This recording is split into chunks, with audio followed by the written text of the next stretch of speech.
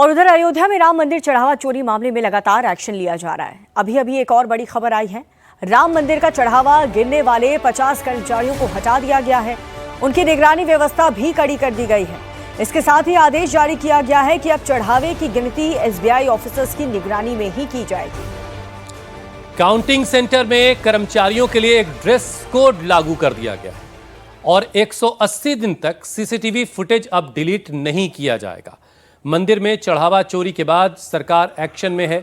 सूत्रों के हवाले से खबर है कि जांच में जिम्मेदार व्यक्तियों की भूमिका तय कर दी गई है और जल्द ही कार्रवाई होगी।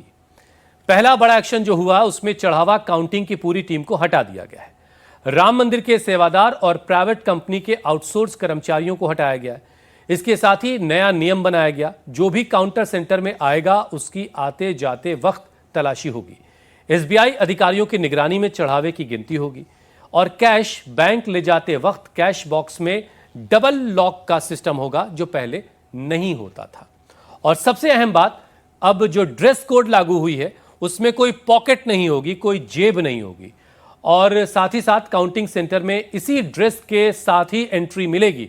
मतलब यह कि ड्रेस कोड के बगैर अगर कोई आदमी काउंटिंग सेंटर में जाना चाहता है तो उसकी एंट्री नहीं हो सकती। कैश निकालते वक्त शुरू से अंत तक उसकी वीडियोग्राफी होगी और अब 180 दिनों तक CCTV फुटेज डिलीट नहीं किए जाएंगे। पहले से 45 दिन की ही CCTV फुटेज हुआ करती थी, लेकिन अब इसे बढ़ा दिया गया है, एक्सटेंड कर दिया गया है। पवन नारा हमारे सहयोगी इस वक्त सीधे अयोध्या से हमारे साथ जुड़ रहे हैं। पवन, जो तब्दीली की बात हमने अभी अपने दर्शकों को बताई, क्या वो ग्राउंड पर आप देख रहे हैं? क्या जमीन पर वो बदलाव हो चुका है, अमल में आ चुका है? देखिए, कल हम PFC बिल्डिंग गए थे जहां ये काउंटिंग होती है। तो काउंटिंग सेंटर जिस बार पिछली बार हम बेधड़क पहुंच गए थे वो नहीं था। एंट्री गेट पर गार्ड तैनात था। पूछा गया कहां जाना चाहते हो, हमने कहा ट्रस्ट के ऑफिस जाना चाहते हैं। तो नीचे PFC केंद्र में ट्रस्ट के ऑफिस ले जाया गया और जब हम वापस गए तो गार्ड बाकायदा हमें ट्रस्ट के ऑफिस तक बाहर लेके आया।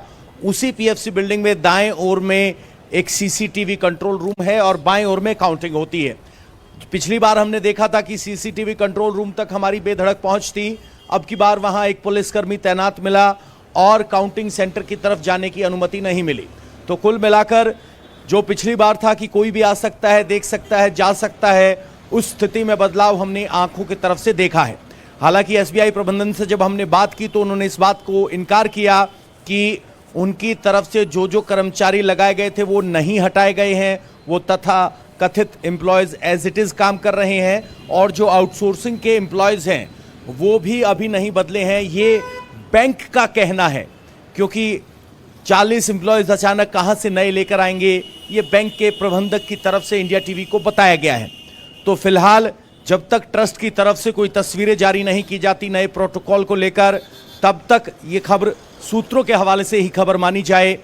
हालांकि ये ज़रूर है कि जिनके ऊपर गंभीर आरोप लगे हैं उन्हें काउंटिंग से अलग कर दिया गया है, लेकिन अयोध्या से छोड़ने से उनकी मनाही है। कहा गया है कि यहीं बने रहें, जांच में सहयोग करें।